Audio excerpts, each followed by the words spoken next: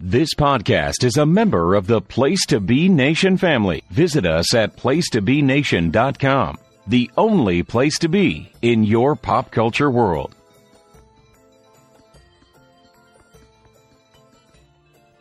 Place to Be Nation, this is Traders of the Lost Arks. Welcome if you are joining us for the first time. Welcome back if you're a returning listener. I am Tim Capel, going to see you through this journey where we read and talk about some old comic books. And the one that we picked tonight stars a character who's not exactly obscure, but I had never heard of this book, so we're going to get into that. But in order to do it, I need my cohorts, the man who picked our selection for the evening, Andy Atherton. Andy, what is up, my good friend? Hey, Tim. Hey, guys. So happy to be back. Sorry I missed the last episode. You guys did a great job. Returning Andy Atherton. Yes, I did my due diligence. I did read the Green Arrow book. The Longbow Hunters, yes. Yes, and I rather enjoyed it. So, great pick by Schiff. I would, like to have been in the conversation, but, the pod goes on, and I am back today with a fun, book that I selected. And it's just, sometimes you just get lucky and you pick something that people may have enjoyed, just, something that none of you all, I think, have read before. So, we're all, not that we're on even footing, so to speak, but I feel like we all experienced it for the first time together, which is a cool feeling, I think, for this pod. Well put, definitely. And the aforementioned Schiff, Scott Schifflet, you brought us all together in harmony, Scott, with Green Arrow, the Longbow Hunters. For once, we're all on the same page there and actually not hating but enjoying the book. Can we make it a twofer tonight? What do you think, Scott? I think we might, because I really enjoyed what we were reading. There was one issue that I wasn't the biggest fan of. We'll talk about, but I think we might be two in a row here, 2 for 2. God. It's a little dangerous if I see we may get canceled for everyone agreeing so much. So we'll liking things so much. The person who might not like it is your final guest that you'll be introducing, because he famously hates everything. Indeed, the man who hates everything except for Power Pack, with the pick that almost destroyed us through its complete rancid awfulness. What a goddamn piece of shit that was, right, Sean Kidd? Yeah, according to Schiff and Andy, it was a goddamn piece of shit. No, hey, I don't hate everything, because I also like the Longbow It was Hunters. my pick, so I shouldn't put that on you. Yeah, but I like the Longbow Hunters too. Schiff might be right. I listened to character tonight. I'm not familiar. I mean, obviously I'm familiar with it, but for a different reason, because of an animated series that came out that I really enjoyed, but have read jack shit of her in comic books, so this should be an interesting one tonight.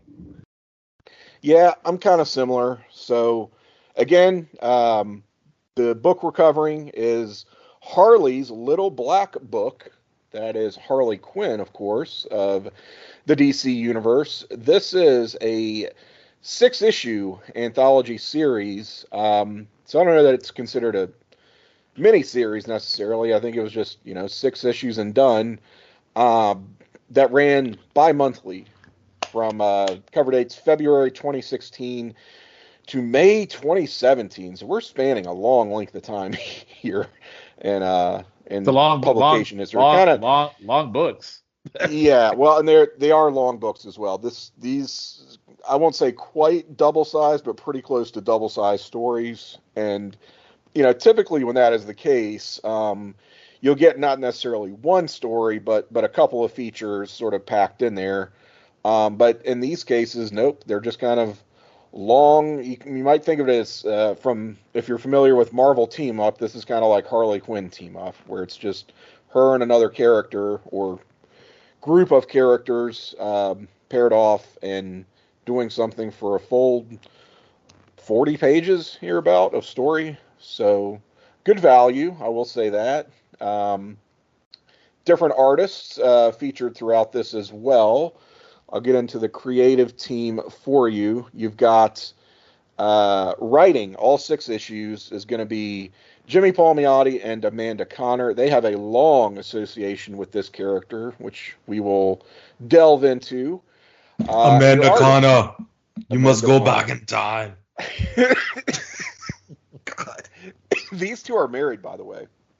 I don't know that that's relevant, but they have worked together. They've collaborated as writers on a lot of different series over the years. Jimmy Palmiotti is a strange cat, by the way.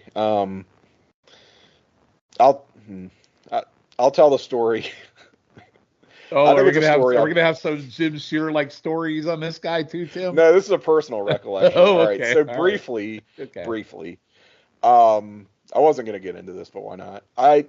I went to Dragon Con, the long-time science fiction convention, comics science fiction. It's sort of like a San Diego Comic-Con without the Hollywood stuff, but increasingly it's become probably closer to a San Diego with the attraction to mainstream media. Anyway, Dragon Con in 1999. It's in Atlanta, notably every year. And this, at the time, it was over like 4th of July weekend. It's since shifted to like Labor Day weekend, but at the time I was there for like a family gathering. This convention happened to be going on, and I went with my uncle, to the one who invented the internet. That's another story. Went to Dragon Con in 1999, 4th of July weekend, and I attended this Marvel Comics creators panel.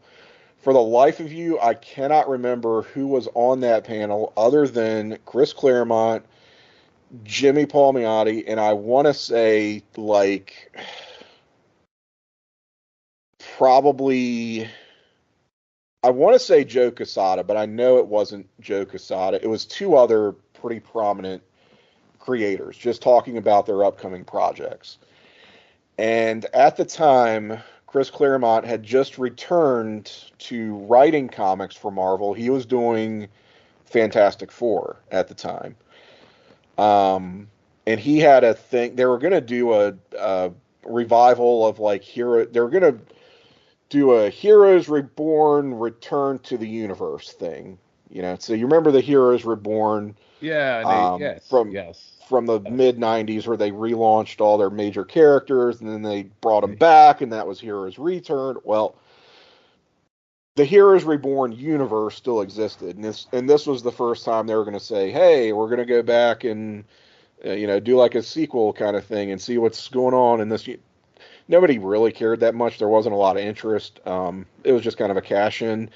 And Claremont was writing a lot of that, and he was talking about how, well, a lot's changed, since the heroes have left, and this world is a very different place. And he was trying to get over this idea about how, like, there are these portals, and they're guarded by these weird interdimensional beings or something, and they're sort of troll-like, or maybe they're gnomes, or it wasn't making a lot of sense, and the audience is just trying to follow, like, what is he talking about? And I don't know where this came from, but Jimmy Palmiotti, who talks about the way you would expect a guy with that name to talk, looks up, and he looked kind of haggard throughout this whole thing, like maybe he was hungover, or I don't know, a little hair of the dog, which I wouldn't blame him for. It's, again, Dragon Con weekend in Atlanta, and he just looks up and, like, totally deadpan, looks at Claremont and goes, "Are they gay?" Claremont just goes, "What?" He goes, the gnomes, are they gay? He goes, I don't see how that's relevant. I didn't. And the room just bursts. It just busts out laughing. I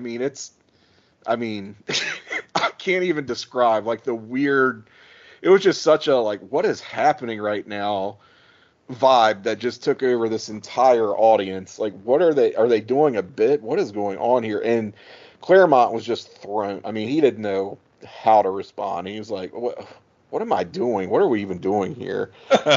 And he was just like that for the entire panel. Just these weird little quips and jabs at the other creators, just kind of, because you can tell, like, some of these guys were a little bit I don't know, high on their own supply. I mean, look, I love Chris Claremont, but he's a little bit of a mark for himself, we'll say, to say the Especially as least. he's gotten older. Yeah, right. Hey, so So Tim, was he on the Daredevil run with Kevin Smith? yes, Okay. Yes. he was the inker to Joe Quesada. He was Okay. the longtime inker and business partner of Joe Quesada. Okay, so he was on that So run with Smith. That's what I thought. yeah, His name yeah, was really so, familiar, so I wasn't. Yeah, that's what I thought. yeah, and he and Quesada kind of went in different directions professionally. Where Quesada eventually went into management. I mean, editor in chief of Marvel Comics for 10 years, still there in some capacity. And Palmiotti became a writer primarily. I think he still does some art, but maybe he does some inking for Amanda Connor, who is also an artist. But yeah, I think he's primarily known as a writer these days. But in any case, all 6 issues there, Jimmy P. and Amanda Connor. Credited artists, so I said different artists for each issue. The first one is going to be Amanda Connor with John Timms. I don't know exactly what he contributes. There's no breakdown. There's not much of a breakdown, I should say, in terms of pencils and ink with these. So I'm just giving it to you as it's presented in these issues. Issue 2, your artist, again, John Timms and Morissette, apparently did pages 13, 14, and 20. So splitting the load there a little bit. Issue 3, Joseph Michael Linsner, who I remember from the 90s, kind of a prominent name associated with the mature readers fantasy series Dawn, which I never read, but it was one of those sort of cult favorite books that you heard a lot about back then. And he was the principal creator on that. Issue 4, kind of same thing. Billy Tucci of She, another sort of fan favorite series from the 90s. And you also had Michael Linsner again, pages 18 through 22. Flaviano, pages 4 and 5 and 38. Okay. Boy, these are 5, some wild names, man. What are these doing? are some, well, I mean, it's going to get crazier here because issue 5, Neil Adams. Holy Oh shit. my God, Neil Adams. What the hell? Yeah, he was in episode 5 because, issue 5, because they actually thanked Neil Adams for coming onto this crazy issue. They also apologized to Neil Adams. Well, there's a particular reason why he's on that issue, though. Right. So we'll get into that. Issue 6, finally, we've got Simon Bisley, which makes a whole lot of sense based on the character they had for that team up. All right. So those are our artists. Colors, it's basically alternating here. You got Paul Mounts with Hi-Fi, issue 1. Issue 2, just Hi-Fi credited. Issue 3, Hi-Fi again. Issue 4, 5, and 6, all credited to Paul Mounts. Letterer, Dave Sharp, issue 1. Marilyn Patrizio, issue 2. Dave Sharp with the rest of the series there, if I'm not mistaken. Yes. Your assistant editor, Dave Wielgos, editor Chris Conroy, group editor Mark Doyle for all 6 issues. That's rounding out your creative team. So I was thinking, what else? I mean, this is such a long span of publication time. I really didn't get into the nuts and bolts of what else was coming out for this year plus time frame, right? It's a lot. Yeah. I know that principally, this is a DC series. In 2016, DC was all about the Rebirth initiative, right? Mm-hmm. So this is where, I don't know, Schiff, maybe you can help me out. They've been in New 52 mode since 2011. Since 2011, after Flashpoint ended. Yeah, and this is where, so in Rebirth now, they're kind of walking back some of these New 52 concepts, I feel like, where because people were missing the old guard, right? People were kind of missing old school Superman. They didn't love the guy where they, and like the Superman hadn't been in love with Lois and all that stuff. The only, basically everything got a reboot besides Snyder's Batman and Jeff Johns' Green Lantern. So suck on that, Sean. And No, wait, was that necessary? no, it wasn't. I'm sorry. But everything else basically got a reboot, which is kind of confusing, to be honest. And then Rebirth happened, and that's when you saw a little bit of actually Dr. Manhattan, which is then followed up on, I may be wrong about this, with Doomsday Clock, because they had... Oh, that's because where Batman finds the button, right? Yeah, well, yeah, that was in a miniseries with the Flash. Yeah. But like they had introduced like these weird characters in Flashpoint, and we saw a little bit on the New 52, like watching. Well, they're killed off in Rebirth, supposedly by Dr. Manhattan. I'm going off memory right here, but it's like one of the things that like people say about DC, which they try to like reboot or do a crisis all the time, which I kind of agree with. But it was kind of rough sailing there for the 5 years between Flashpoint, the New 52, and then Flashpoint and New 52 makes sense if you think about it, but then like you do Rebirth 5 years later, and it's like, oh yeah, there you go fuck yourself, comic book reader. And this is when I was it is kind of a fuck you to people. Yeah, people who maybe did use New 52 as a jumping on point and were really into it are kind of probably like, what the hell, Yeah, it's like a slap in the face, but like, they got new number ones out of it because like Green Lantern was up there and it went to number one with Sinestro on the cover of it, and I think they did the same for Batman and everything else essentially. So, they were trying to, game the system so people can like go on eBay and buy like, oh, number one Superman, but it's like from 2012. Yeah, so right. It's not the same. So I know for longtime readers, it was pretty well received because it's essentially restoring the pre-New 52 versions of a lot of these characters, at least in tone and appearance, if not entirely the same history. But I don't know, it seemed to go down pretty well for people who had been along for the ride with DC, since the old days. Yeah, there was even some characters that had been like were there before Flashpoint, and then after the New 52 were gone, and then brought back for Rebirth, and it was a whole thing. You get basically what it was. You can tell there was an editorial change. Right. Yeah. Yeah. Just a difference in philosophy there. And I know on the Marvel side of the equation, if you thought Secret Wars 2 was bad in 1985, 86, and you thought they couldn't do worse than that. Wow. The Secret Wars, you thought that was shit too? I said Secret Wars. I said Secret Wars 2. Oh, 2. Okay, I apologize. How dare Electric Boogaloo. How dare I? Yes. Yeah, Secret Wars, yeah, definitely ass. Secret Wars 2 could only be topped by Civil War 2. That super sucked. And clearly meant to tie in with Captain America: Civil War, which was released in theaters in 2016. But boy, did that shit to bed as a concept, as a comic. It is Marvel not doing big events right.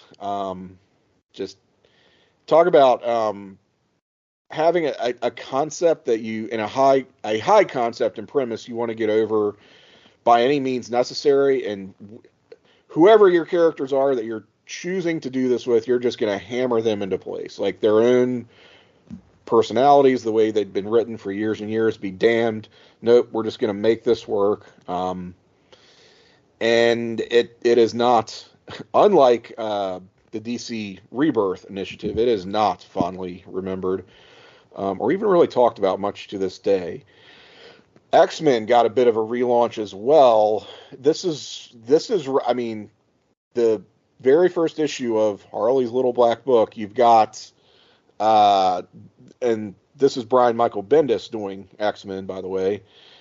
You're bringing back the original 5 X-Men from the past into the present. So this is the time-displaced original team who are now operating alongside our present-day X-Men and seeing how things have gone wrong along the way and trying to, I guess, inspire their elders to do better. I don't know. It was a little bit. I actually kind of enjoyed that run. Yeah, because too, Jean showed was heartbroken because she was always like, where, like first couple of issues there, she was like, where's Jean, and like people are like hating on Jean Grey, and then she finds out, and it's like, yep. Oh shit, and it's a nice little thing, and then they break up, and I stopped reading after like 12 issues, but that's. Yeah. It lasted a surprisingly long time. I mean, those characters didn't get put back in the box, so to speak, until, gosh, I want to say end of 2019. They finally said, all right, we got to pack these guys off, send them back to the past. This is over. But that's still 3 years. You've got the original X-Men hanging around, time displaced in present day Marvel Universe. I really like the Beast in that one.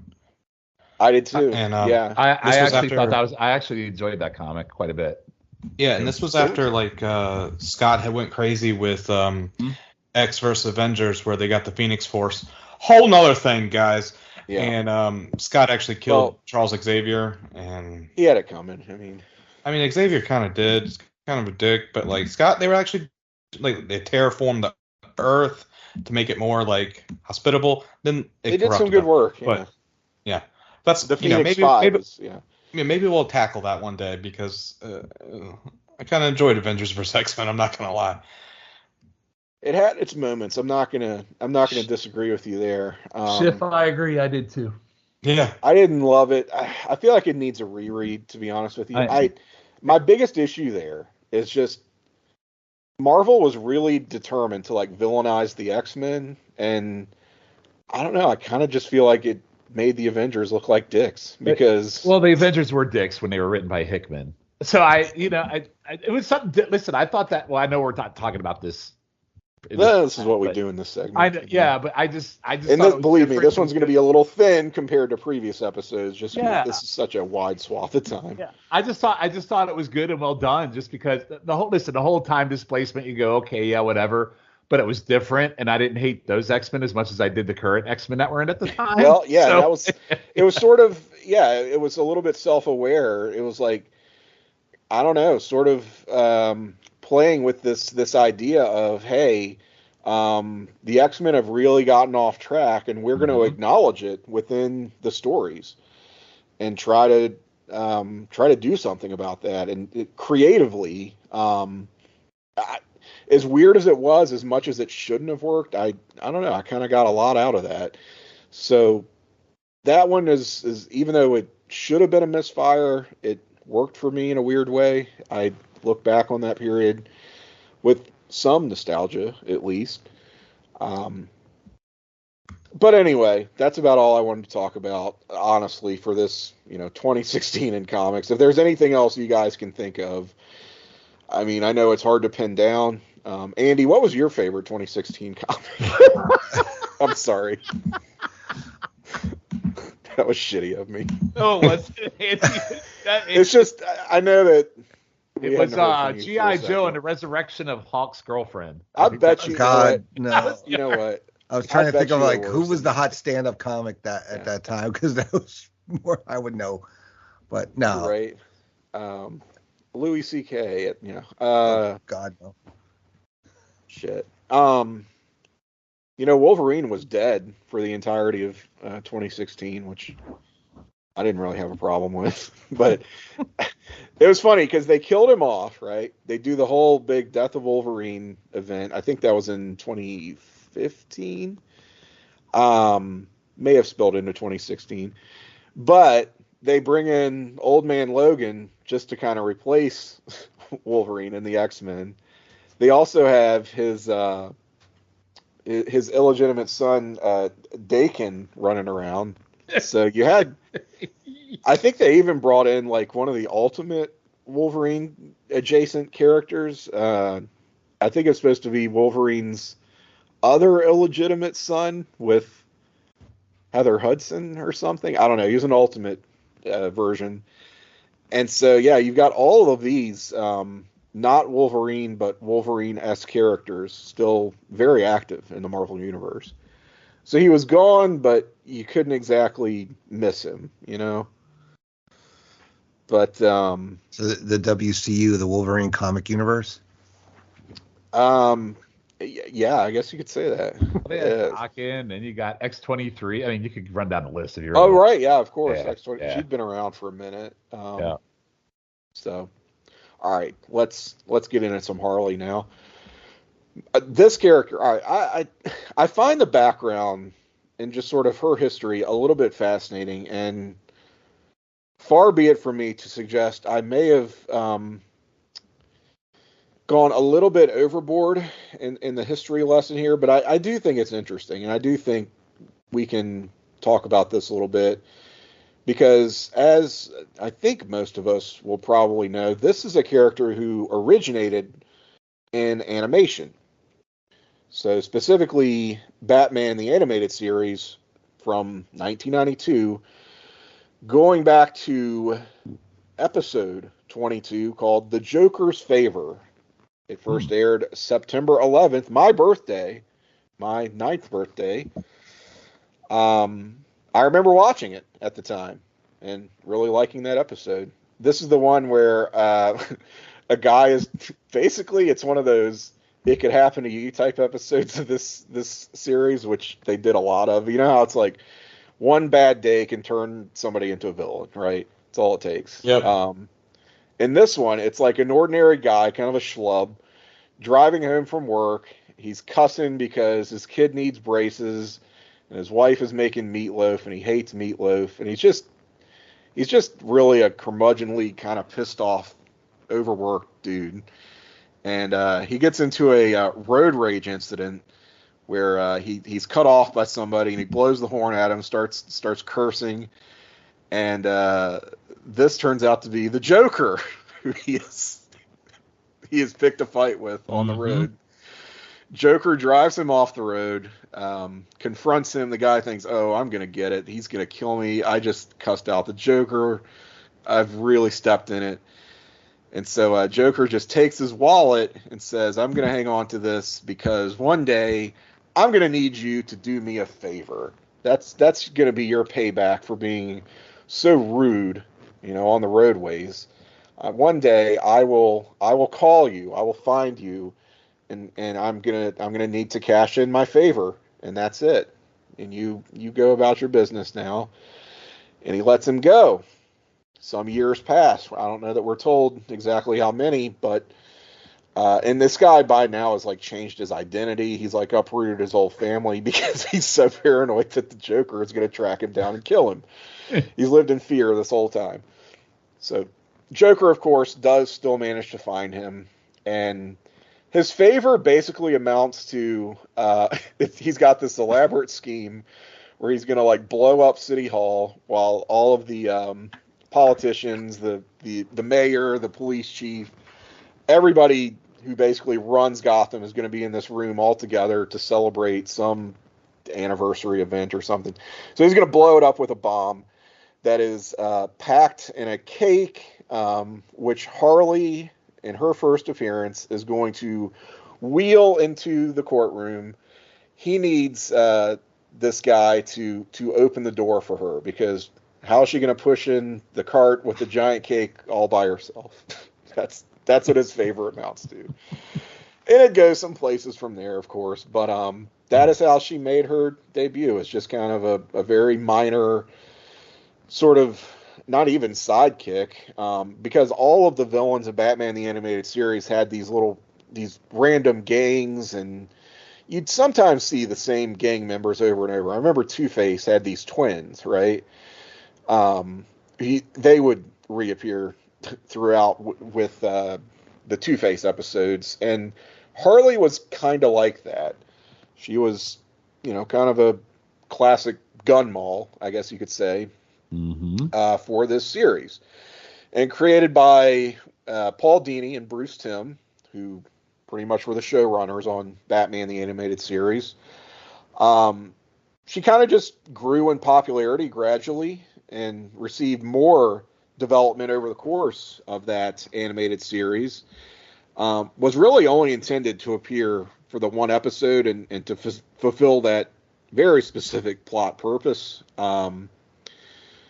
But the overall concept, I was reading, it came to Paul Dini when he was sick in bed one day. He was watching, of all things, the daytime soap opera Days of Our Lives. You're gonna go there. I was wondering if you were gonna go here. Yes. That's a funny story because he sees on this one episode, there's a character he recognizes she's being played by his old college friend Arlene Sorkin. What's her name? Calliope? I don't remember what her name was. What was her name? I'm not sure who the character's name on the show. I'm not super well versed in Days beyond she was a game show staple, Arlene Sorkin, for a number of years. I remember her on like Match Game and all that shit. Keep talking, Tim. I'll look it up. I'm pretty sure I remember her name on there, but go ahead.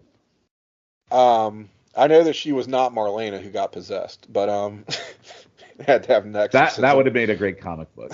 But it sure would. But anyway, so this character, Arlene Sorkin's character, Calliope Jones. Calliope Jones. Okay, Calliope. Interesting name. Yep. She's having a dream sequence where she is like dressed as this Harley Quinn-esque character. And it's just kind of, you can look it up on YouTube. It's kind of manic, to say the least. So, I mean, Sorkin would go on to eventually provide the voice of this character, and that's where Harley gets her kind of snappy, wisecracking patter. It's kind of her hallmark throughout the animated series. And they also give Harley Quinn, they establish her real name eventually as Harleen Frances Quinzel. Arlene, get it? And Quinzel comes from one of Bruce Dini's college professors, who apparently did have that actual last name. So I don't know, just funny how these things come about. Bruce Timm, as far as the character design, he wanted to keep it simple for animation. The costume and the color scheme, it's apparently, by his own admission, inspired or stolen rather heavily from a character called Daredevil, not the Matt Murdock Daredevil, but there is a Golden Age comics hero called the Daredevil who had this sort of two-toned costume similar to Harley that he was rather taken with. And he wanted to keep it simple for animation, of course. So both creators, they're really impressed by the finished product with Harley, but they're a little bit reluctant to use her beyond that first episode, just thinking, having this partner, this sidekick, is going to soften the Joker too much. It's going to humanize him a little bit too much, and that's not what we want for our version of the Joker, right? And hey, piggyback on what Andy said, she was on America's Funniest People.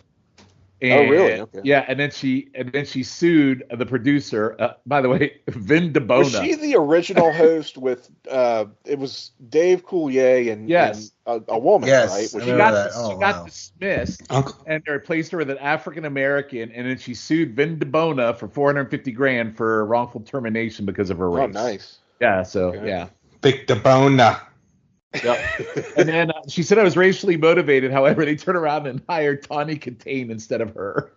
Oh, jeez. Yeah. Okay. Anyway. Wow. Yeah, I remember that show. Okay, so that's, I guess, where I would have seen her. And I think Harley teams up with Biv DeBona in issue 7 of this series. What about Biv DeBona? Yeah. I just love the name DeBona. Imagine having that for a name. I got a big DeBona. So anyway, Bruce Timm, Paul Dini, they don't really want to keep using this character, right? They don't like what it does to the Joker or what they think it's going to do to the Joker, but they get to the episode The Laughing Fish, adaptation of the great comics storyline of the same name, and it just made sense to include her from a plot standpoint here again. And they just kind of grew to appreciate what she contributed as this, like, very twisted, love-struck, devoted, romantic partner of his. It's sort of, when you think about it, it kind of underlies his cruelty more, right? The way that he's so indifferent towards her and outright abusive in some cases, makes him even less sympathetic rather than more, because she's just so head over heels for him in the way that, you know, she's presented in these episodes of the her first few appearances, you know, throughout that animated series. Well, So, even in the comic as well, and in the video games of, like, she was in the Arkham games, and which are great, by the way, if you never played them. And they definitely try to rehabilitate her in the past, like, 6 or 7 years. With if you look at the movies, she's in the movies. She has her own movie. She's in Suicide Squad. She's in 3 different movies, both Suicide Squads. The Harley Quinn movie. TV show on Max, where she's played by what's her face from Big Bang Theory, Kaylee Cuoco. Yeah, yeah. Andy loves that show. I think he's watched more episodes of it than I have. So you can safe to say that, you know, they created this character for an animated series only supposed to be one and done, and she's kind of like one of the faces, like a main DC kind of deal now, right? Well, and then you have all those weird incel men and women couples who say, like, they're Joker and Harley Quinn. It's like, I don't think that's goal. I don't think that's goals there. I don't think that is goals, actually. I love those memes. They're always like, find you a man, find you a woman who, and it's a Joker and Harley, and you're, I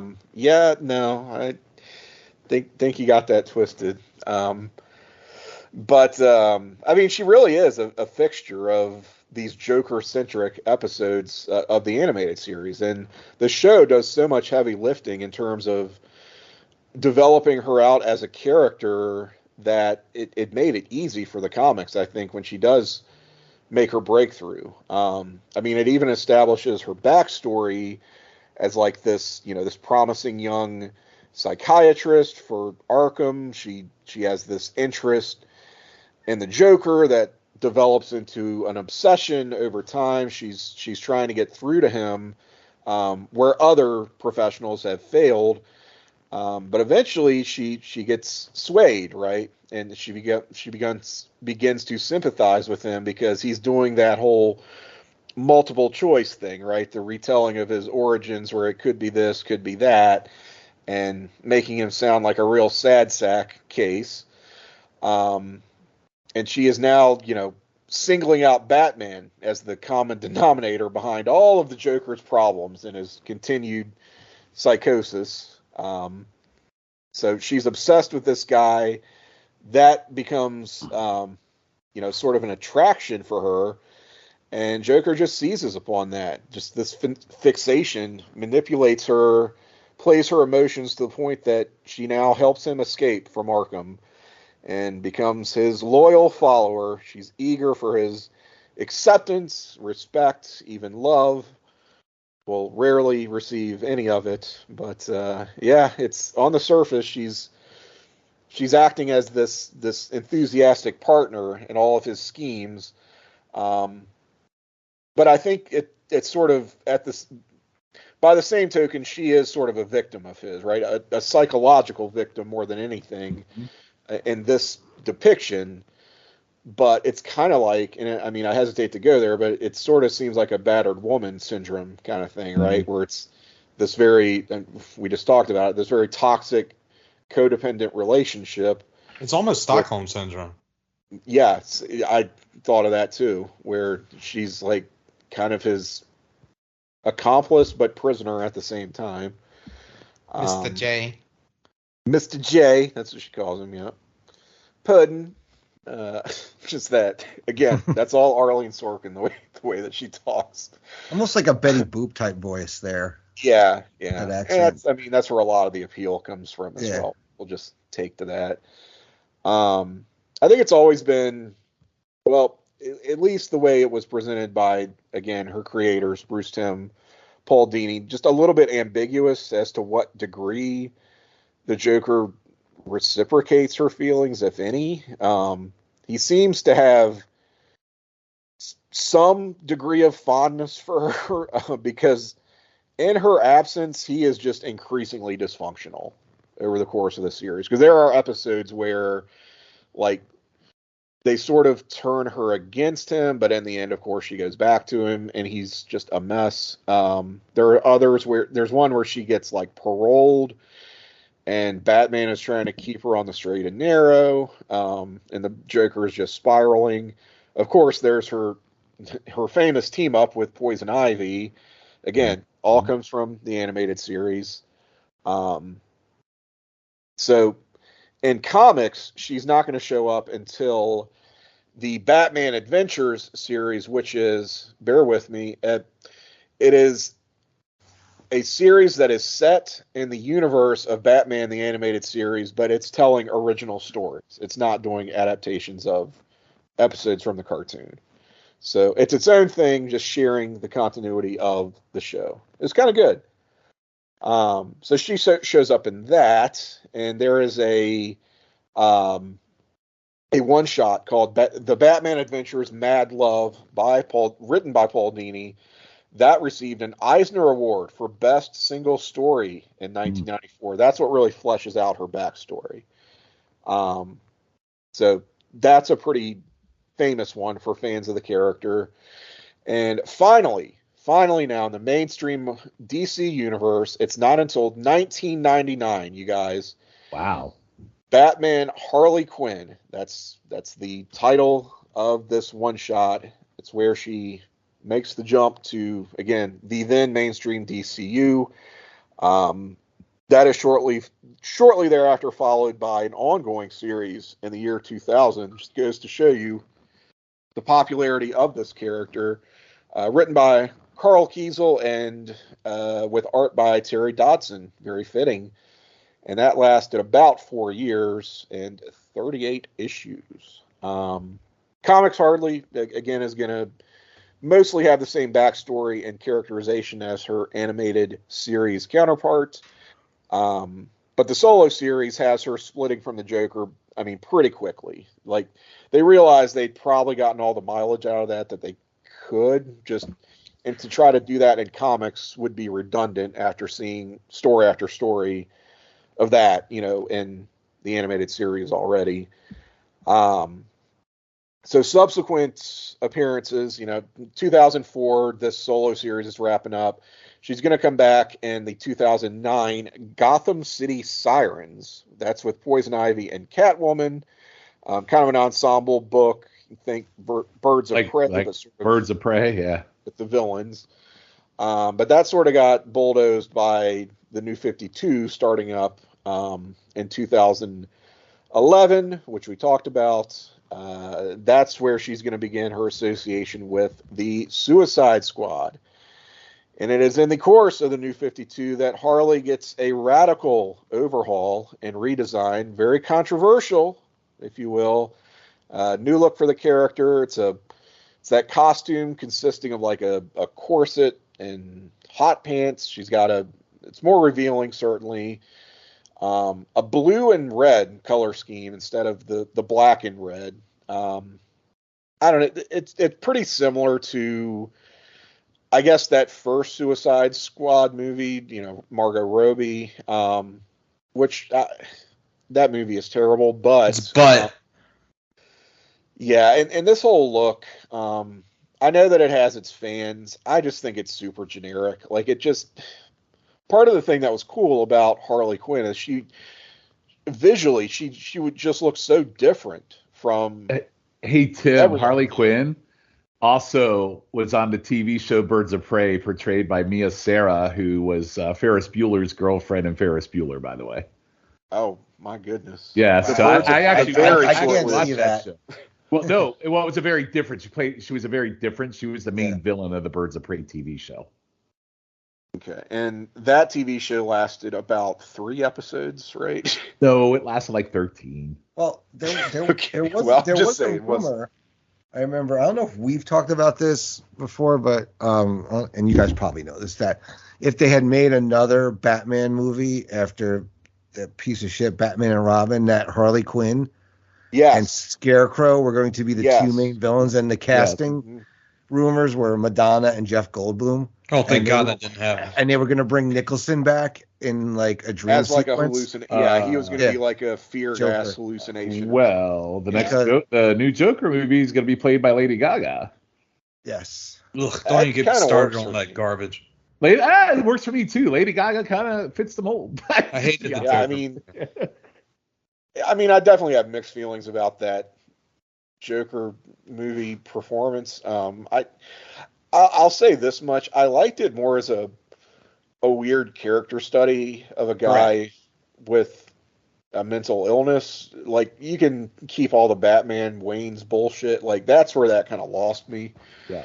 I didn't need any of that crap in that movie. So if they kind of stick to, again, the focus is on this guy as a weird, kind of monstrous psychopath, and, you know, bring in Harley, sure, I could totally see that working for Lady Gaga.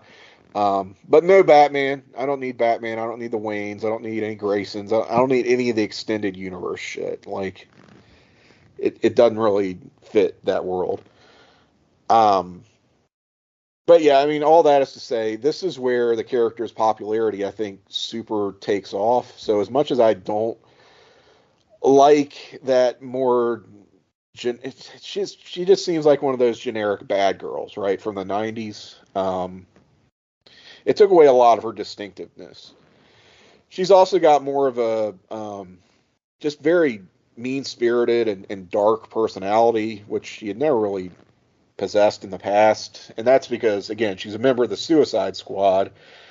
Her origin is also revised at this point, where she is much more explicitly a victim, less of a willing participant in her own sort of corruption, where she has been, and they showed it, right, in the Suicide Squad movie. She's like a captive of the Joker, and he drops her into a vat of chemicals, sort of reenacting his own. He doesn't well, it's more that she was drinking the Kool-Aid, basically. Yeah. And he pushed her over the edge, like where she willingly, you know, falls backwards into the vat of acid. Yeah, I guess in the movie they do make it more, yeah, she's not, and my understanding is from the comics, she was basically kidnapped and had no idea what was going on. So, yeah, I mean, that's kind of been criticized. I don't know. I'm neither here nor there on that. But it's really when the creators we talked about, Jimmy Palmiotti and Amanda Conner, come into the picture, that she gets kind of rehabbed, and the older fans maybe start to come around a little bit. And their association with Harley begins in 2013, and that's where she gets a second solo series.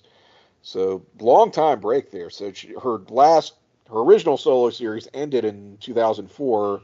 This is now 2013, where she's getting her second solo outing. So almost a 10-year break there. That lasts 30 issues, but it does lead directly into a third volume. This is, again, part of DC's rebranding. And that a third series lasts 75 issues. Very impressive for, I don't know, I say modern comic. This is, you know, going back to 2016 now, the time frame that we're in. And it's been since the year 2021 that Harley is now on her fourth book. That's up to like issue 30, 31 as of the time of this recording. So, wow. In print, pretty healthy run that she's had there since since the New 52 started. But there's a lot of issues here. A lot of chances to follow this character. She's sort of, in some ways, I think she's kind of become DC's Deadpool, where you can just kind of plug her into... Yeah, good comparison. That's good. It's a good comparison. You know, you can plug her into kind of any setting with any character and just have her be that cartoon. She's like a Bugs Bunny, like, you know... Yeah, smart ass. Kind of a disruptor, yeah. You know? Yep. Anyway, that's going to bring us right into what we're talking about, Harley's Little Black Book. This is outside of her, would have been her then third series, the one that lasts 75 issues. But it is by the same, again, creative team, the writers of Palmiotti and Amanda Conner. So essentially, it's giving you more of what you already like. If you're on board with with what they're doing in the main book. Here's a second one, and this one just being a little bit more self-contained. It's going to be team-ups. It's going to be pretty low-stakes, one-and-done type stories. Like Marvel team-up was with Spider-Man back in the day, except with like Marvel team-up was. Yeah. Yep. Marvel 2-in-1. Yeah. Marvel 2-in-1 with the thing. Yeah. Yep. So, and that's what we get here. I mean, there's a DC team-up as well. World's Finest. Can we compare this World's to... Finest. Yep. With Batman, right? Is always, Old school. All right.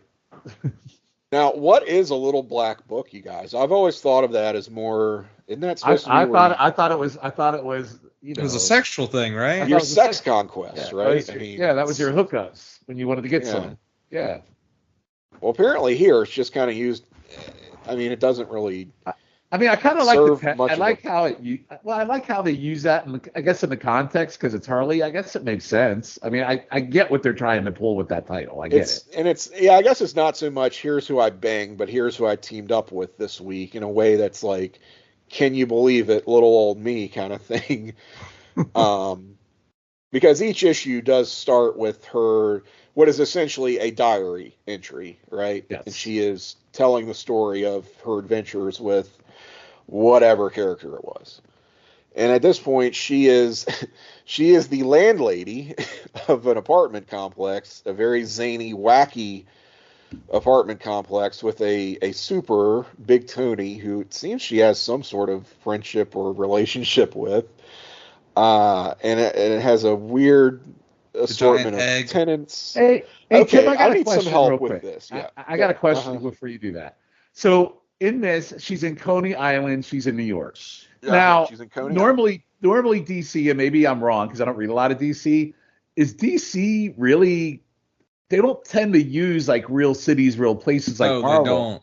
So they this use like is really Coast City, Keystone City, Gotham, Metropolis. So this is unusual, right? That they would place her in somewhere real, I mean, right? It is and it isn't. Okay, all right.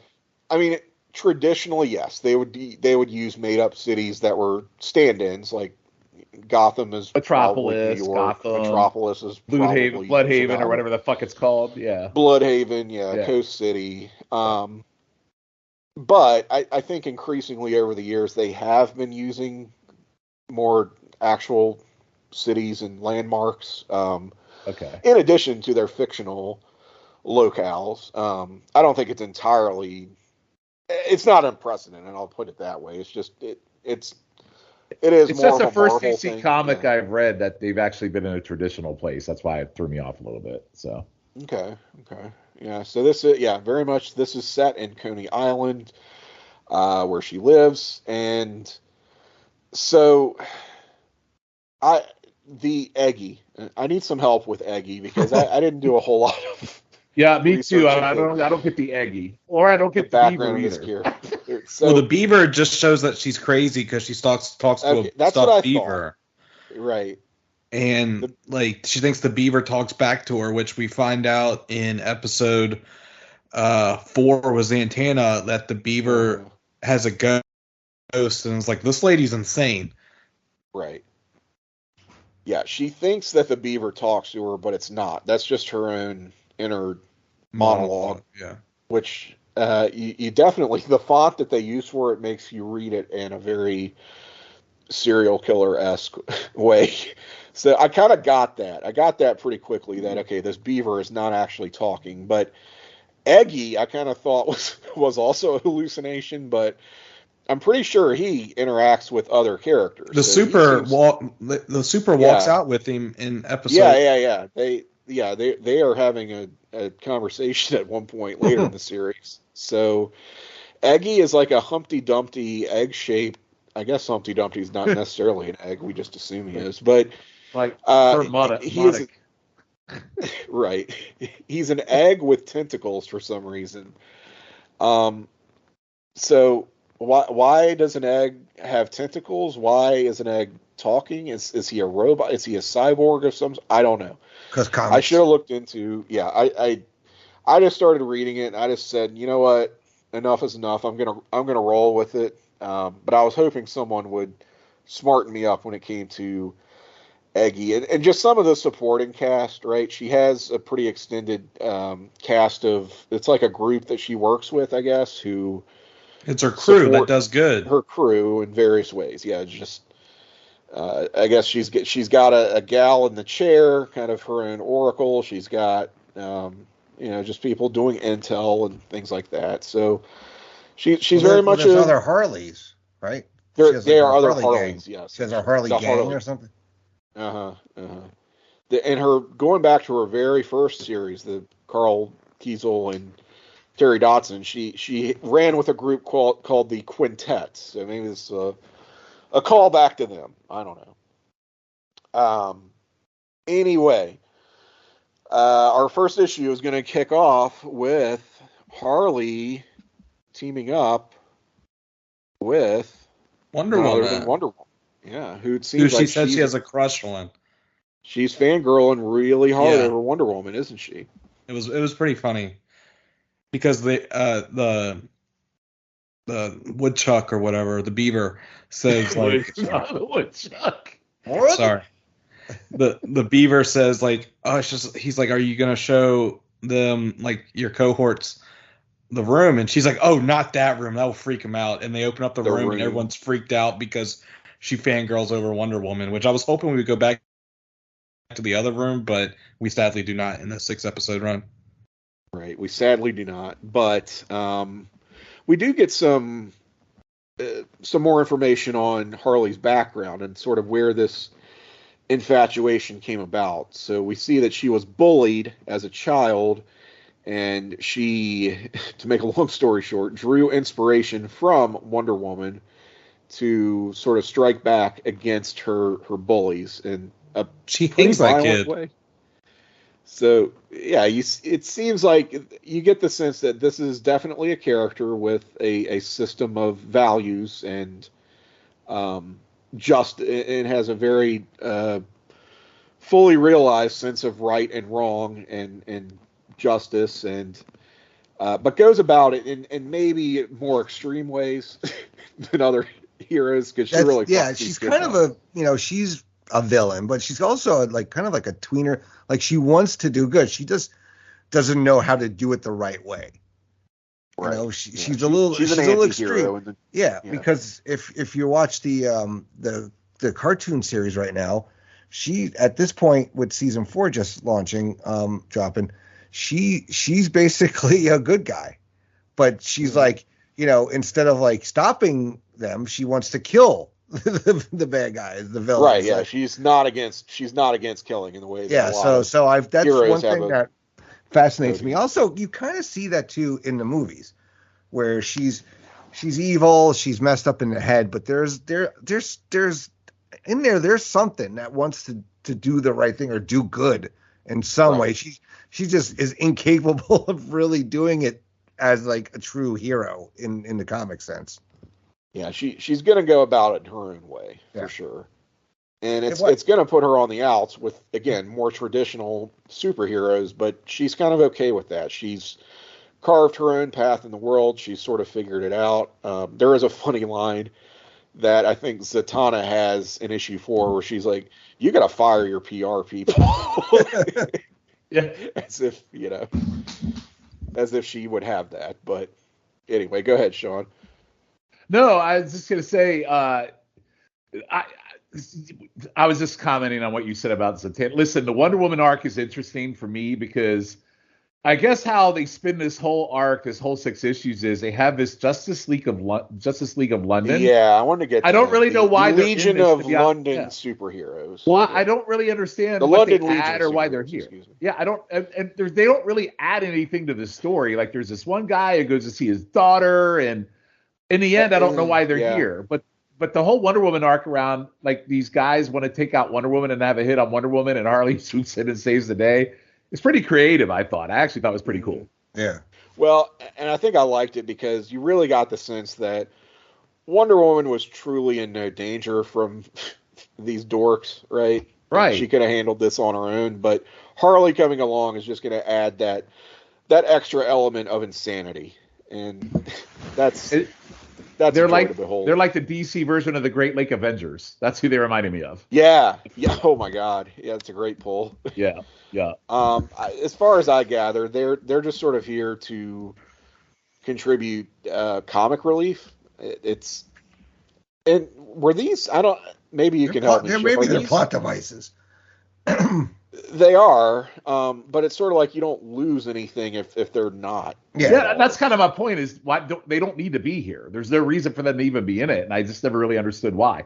Because then they come out of London and they say Harley's like, "Hey, come see me anytime," and then they understand where they're through the rest of the story. Like, I guess they're the one cohesive thing that links the whole like 6 issues together. I guess would be the way I would put it. Maybe I don't know. Yeah. Well, go ahead, Shiv. They weren't even in episode. Episode issue 5 or 6. They weren't in 6. They weren't. Because in episode the 5th one they were at the beach with takes her. Place before issue 4 in a funny way that I actually did like that. But no, like I'm not that familiar with like the London branch, Who is superheroes.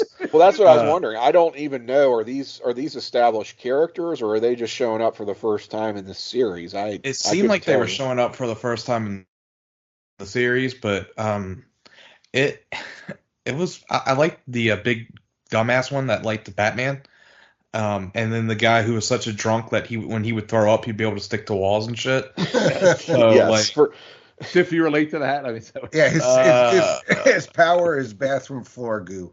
Yeah. So they're, for the record, these characters are Tiffany Terror, whose real name is Tiffany Lloyd. She's just a huge, gigantic bitch with great fighting skills, apparently. Big Bad Ben, who's Benjamin Flanders. I guess he's like kind of their Captain Britain, for lack of a better comparison. He's going to be the super strong guy. He also, it's said that he has a sixth sense, but doesn't really know how to use it because he's kind of dumb. So he doesn't really know how to interpret the signals that he's getting necessarily. That seems to be his gimmick. Sasha Cooper, who is Double Decker. Harley says she has no idea what her powers are, but it looks like she could rip you in half like a twiglet. And finally, Pub Crawler, which is Scott Shiflett, who just goes on drunken rampages and sticks to walls and vomits acid. My favorite little side story with that is like they bitch about how they don't have any money, so then like the drunken one goes and spends it all.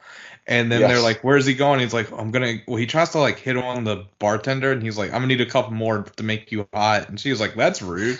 And then like he goes to meet like his kid that he doesn't know about, and like he passes out in front of her front door, and she calls the cops on him. Yeah, and that's in what, issue 3 or 4? Yes. The Zatanna issue, and you sort of think that's going somewhere. It's like, oh, this dude has a daughter, okay, and that's what I was saying. They were into the story, but then it just doesn't. It just doesn't go anywhere, and you're like.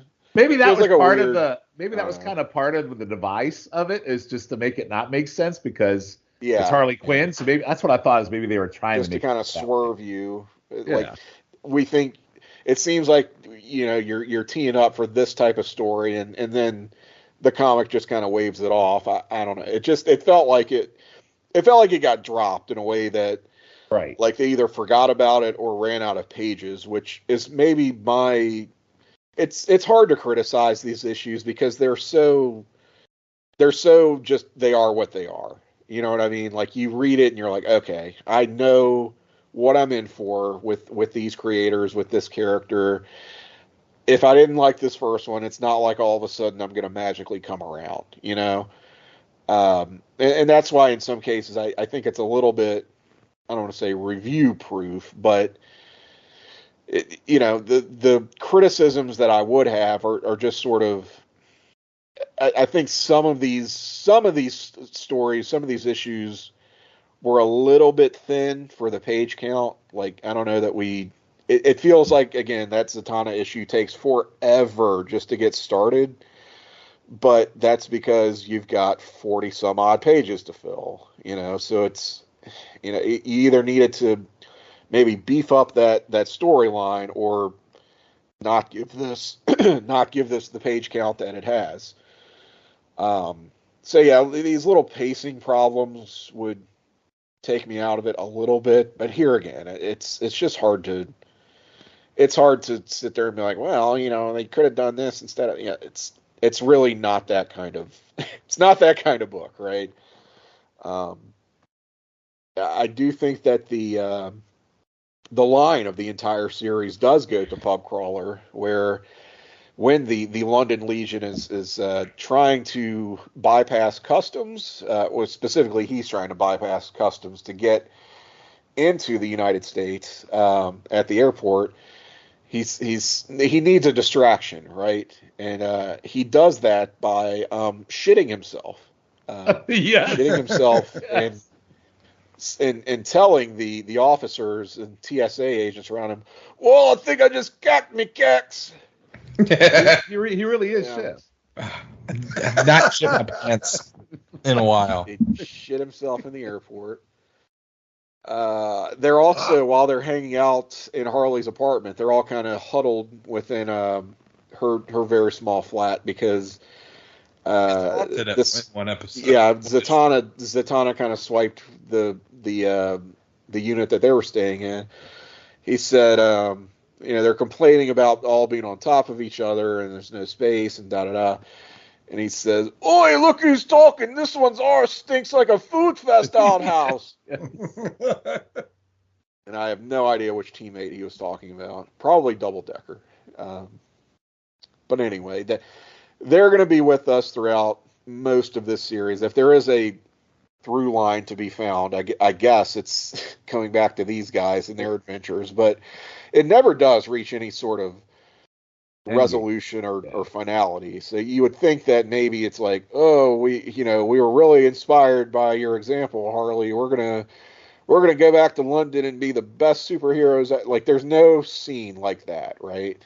And again, it seems like the series is setting you up for that, and it really just doesn't go there. So I don't know that that's even a criticism necessarily. It's just sort of it's like a lost thread, I suppose. But in terms of these issues, I don't know. I just want to get into what was your favorite team up of these six? And for me, I mean, I actually enjoyed every single one with the exception of the Glorious Bitches one, where she was fighting the Nazis and they brought in I wasn't a fan of that one. That seemed too much like Inglourious Bastards. It seemed like to take from the same kind of pull. I'm with you there. That issue kind of lost me. The Green Lantern one I thought was interesting. Like, how do you buy a Green Lantern ring on the eBay or whatever they wanted to call it? I was like, it was eBay. I thought that was pretty clever how they did that one. So, and probably make Green Lantern more interesting than he has any right to be. For me, I'm sure Schiff. Well, no, it was actually true. I really like that one. I also like the Zatanna one with the ghosts and the amusement. Tim, I actually liked all of them except for the one, to be honest with you. And if I had to, Wonder Woman, I could probably take the Wonder Woman out one too. I wasn't that big of a fan of that one, but the other ones I was fine with. I really liked it. Yeah. I even liked the Lobo one, but Schiff didn't. So I'd like to hear what Schiff says about that. Hey, and one thing about Lobo, Tim. Was he created? If I'm wrong about DC, was he created because of Wolverine, or did he exist pre-Wolverine? He was definitely like a response to the grim and gritty superheroes that end of the 90s. So he was created in that kind of vein, but then he kind of becomes what he is meant to be satirizing, right? Because that's what always happens with these types of creations. So he started out as a much harder edged sort of joke character.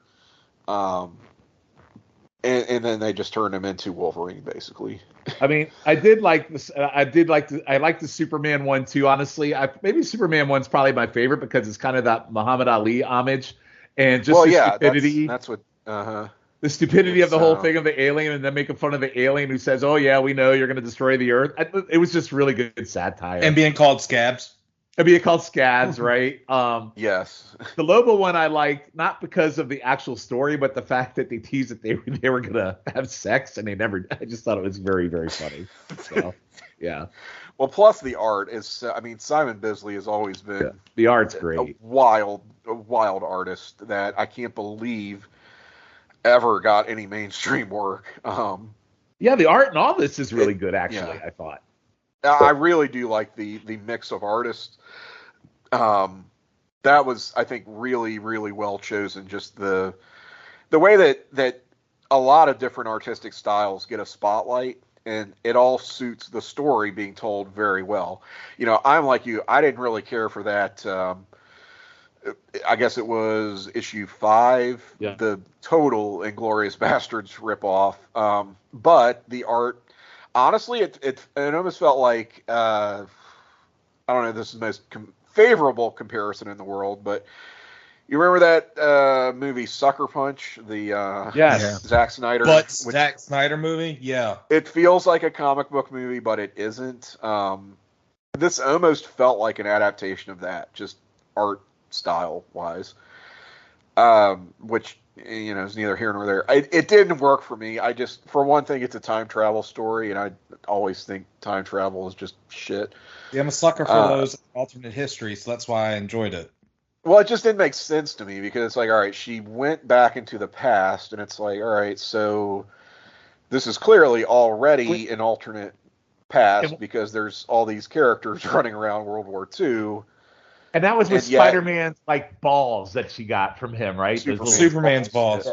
Superman's balls, which was a running, right. Which, whatever, I get, that's the plot device. I don't care how they got to it, but they have already established it's an alternate past with the bomb. And it was issue 4 when this happened, because issue 5 was Superman.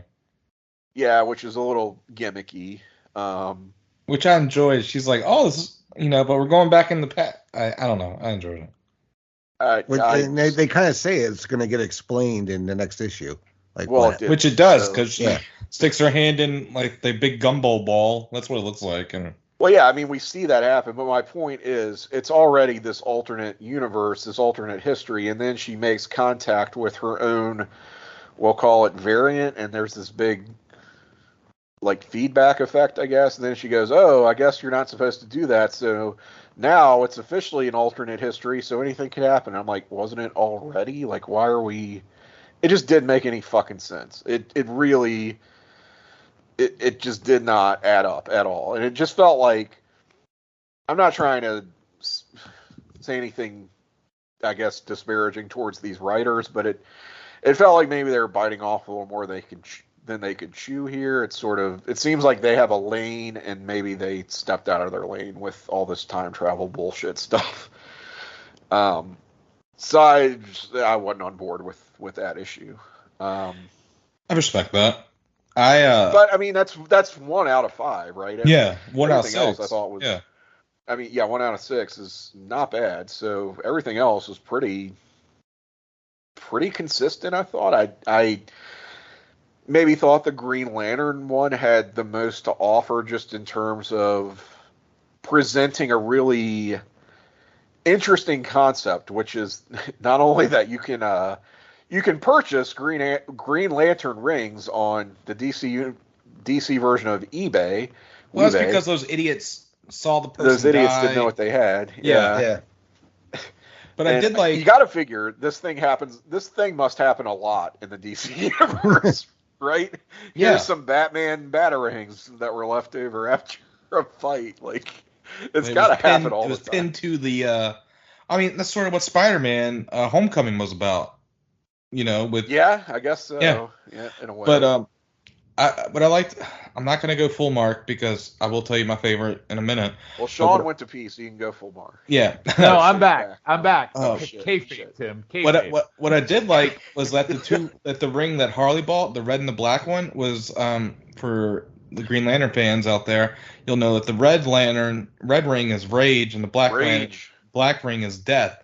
So they were combined. Yeah. So that's the way why she was acting the way she was.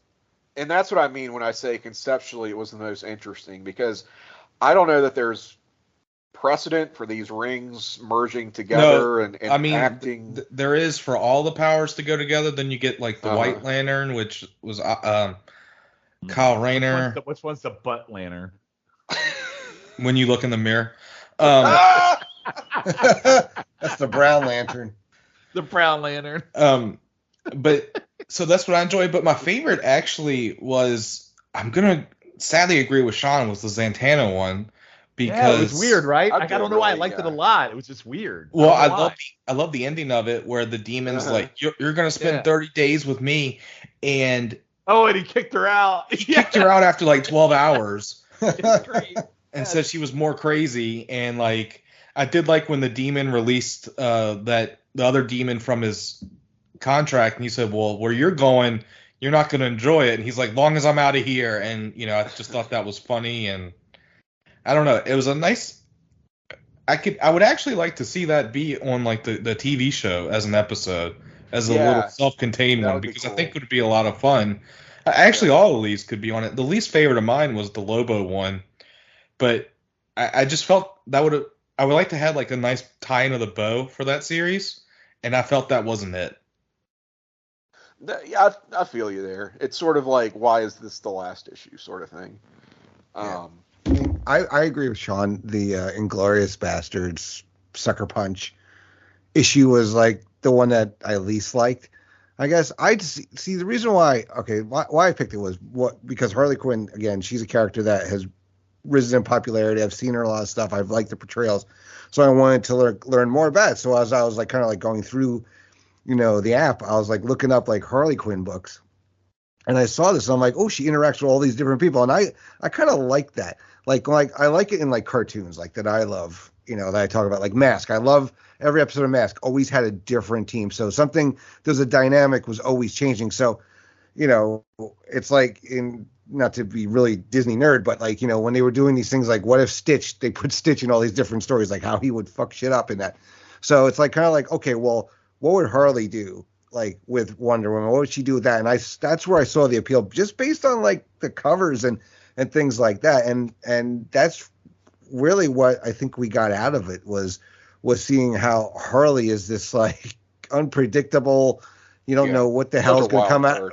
You don't know what's going to come out of her mouth or what direction the story is going to go in. And I thought that made it so much fun.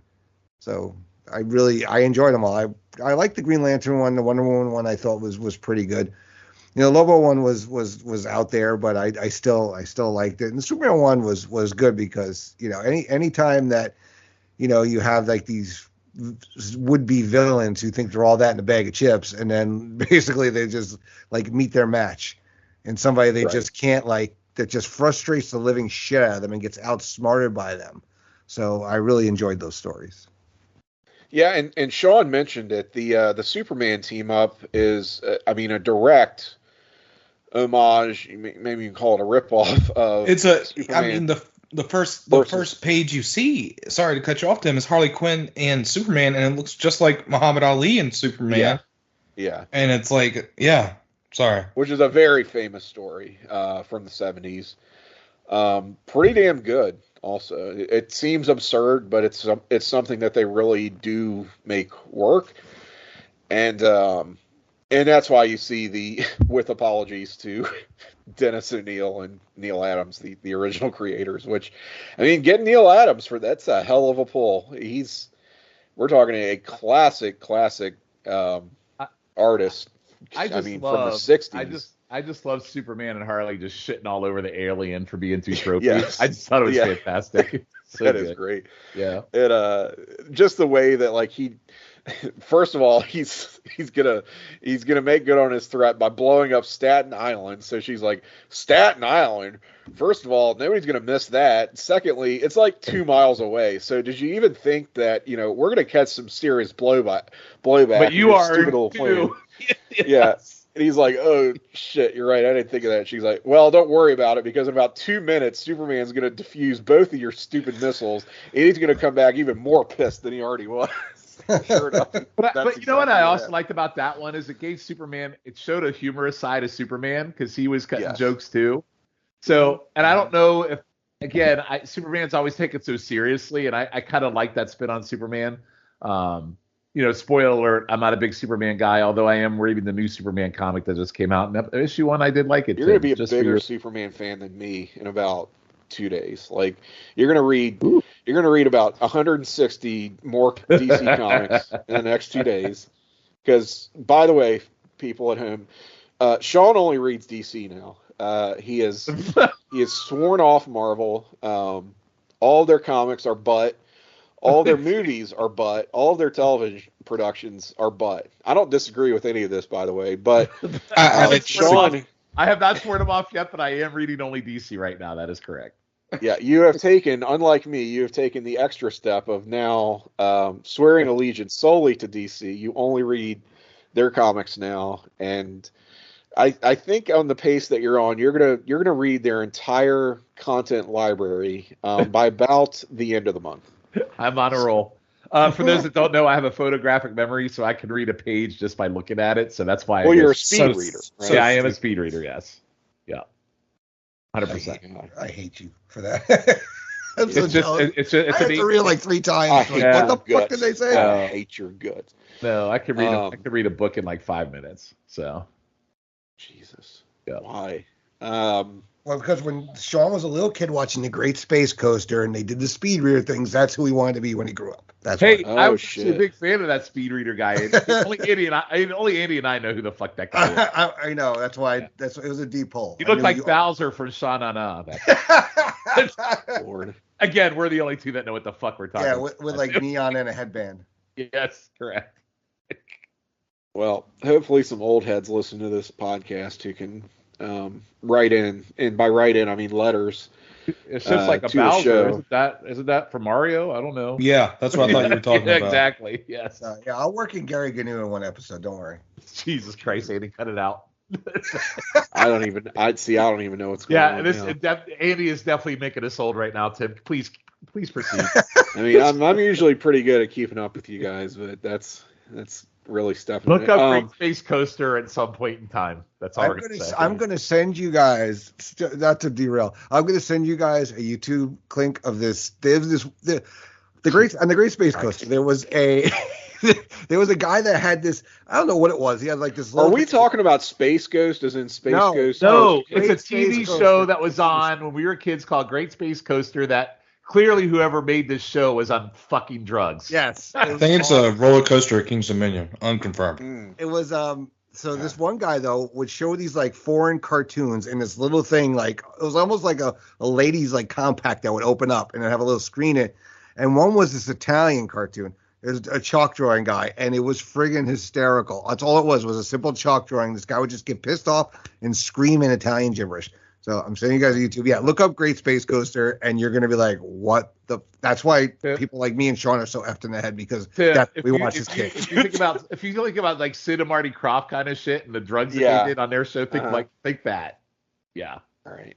I got you. Anyway. HR puffing stuff.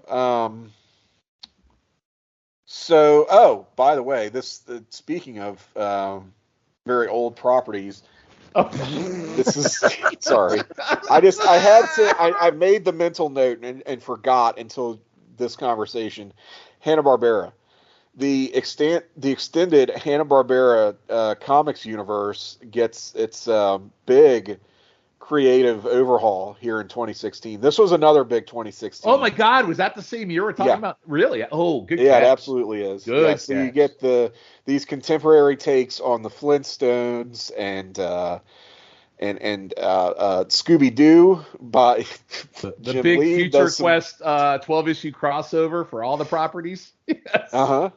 Yep. So I guess that in a way is sort of spinning out of Rebirth. I mean, indirectly. I don't think creatively there was much of a tie-in, but it's you know what?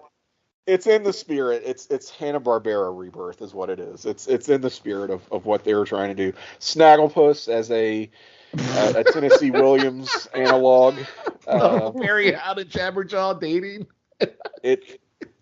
I think I'm gonna read it actually because it actually looks pretty good. I was sort of weirdly moved by those images I shared in the chat the other day. I don't know. Some of those images are haunting. I had when you put them in, I was looking at pictures and it reminded me of that Winnie the Pooh remake horror movie they just made when I was looking at those cartoons. Oh yeah, well look, this was ahead of its time. That's all the rage now, this type of stuff. Yes, 100%.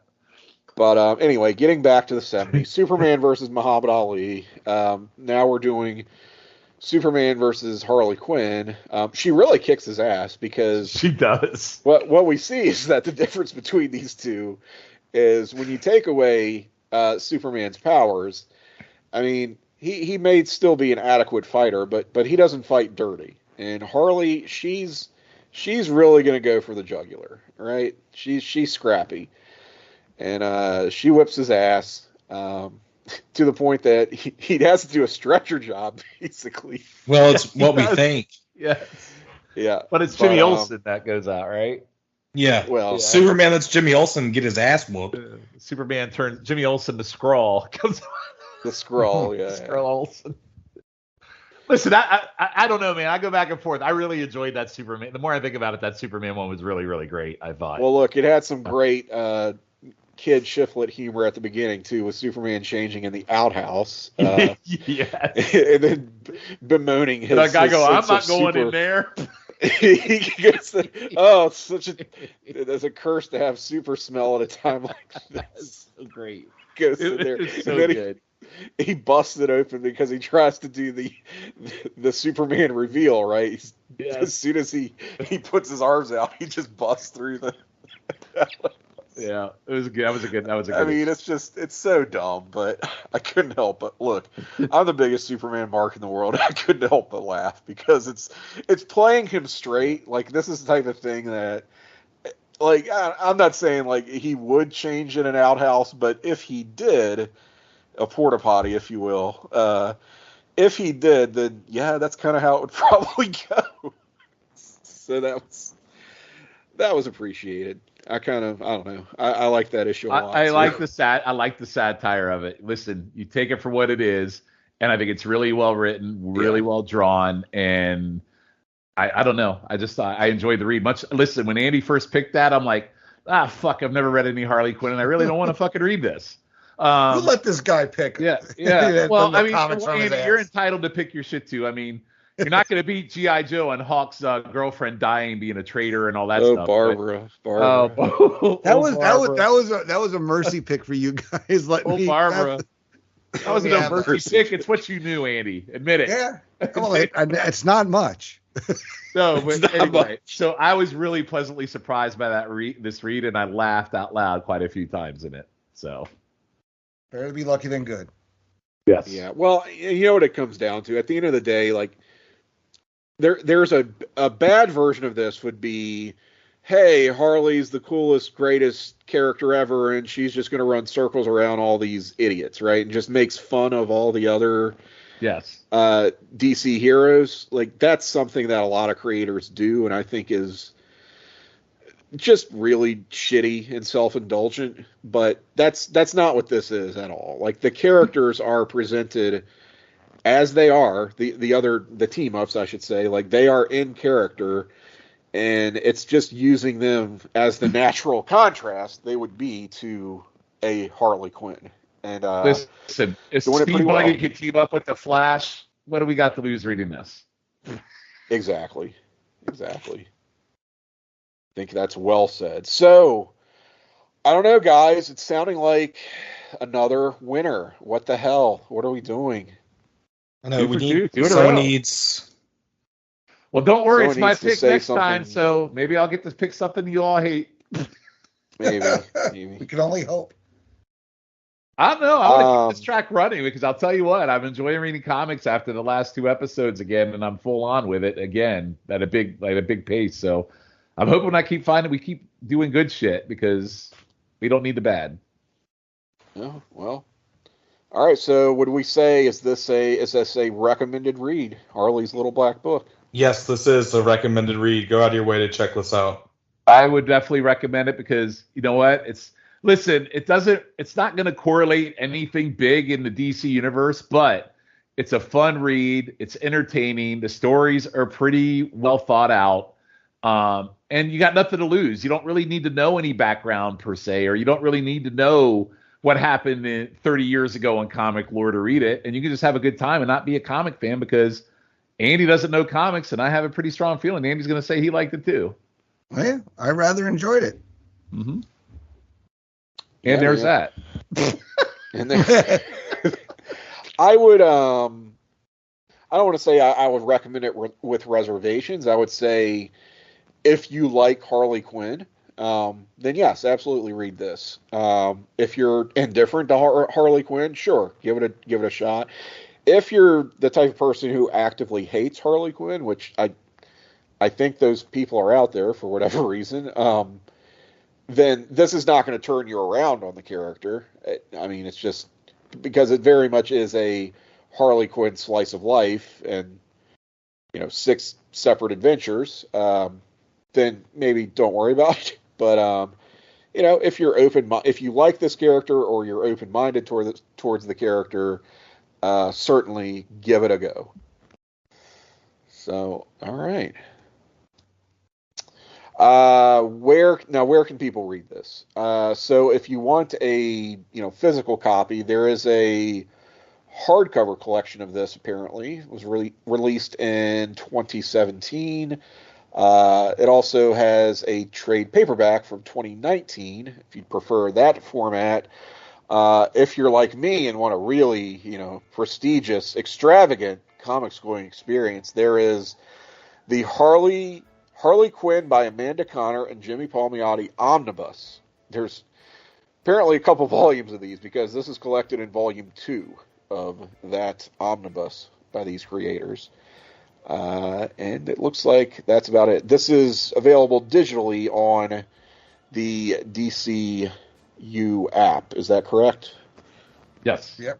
That's where I read mine. Yep. All right. Well, unless there are any final thoughts, I think this is going to do it for us on another outing here, Traders of the Lost Arks. So, as alluded to just previously, Sean is going to have our next pick. We don't know what it is yet, but we're going to try to keep it positive. Again, hopefully it's DC. Well, he only reads DC now. Well, no, it might be a Marvel arc. I do read old Marvel. I don't read current day Marvel, Tim. Okay. Just current day. Because current day Marvel is shit. Yeah. Is this going to be the redemption of Hank Pym where he goes down on Janet in tiny Ant-Man form? when he shrinks? No. Yeah. No. We will not do any Hank Pym. I have not decided which one it's going to be yet. And she's screaming, "No, God, Hank, please no more." And you think he's beating the shit out of her again, but really he's giving her waves of pleasure. You might be talking me into it. That was written by Jeff Johns, by the way. It will not be an Avengers story. I am leaning more on a Daredevil. It's between three. Okay. So. All right. Well, keep the guesses coming, I guess. We will. That'll keep us on our toes. The listeners, you'll write in here again. Pen and ink, man. Snail mail. Let us know what our next pick should be. But for Sean Kidd, for Scott Shiflett, and for Andy Atherton, I am Tim Capel. This has been Traders of the Lost Arks. And we will see you next issue. Take care.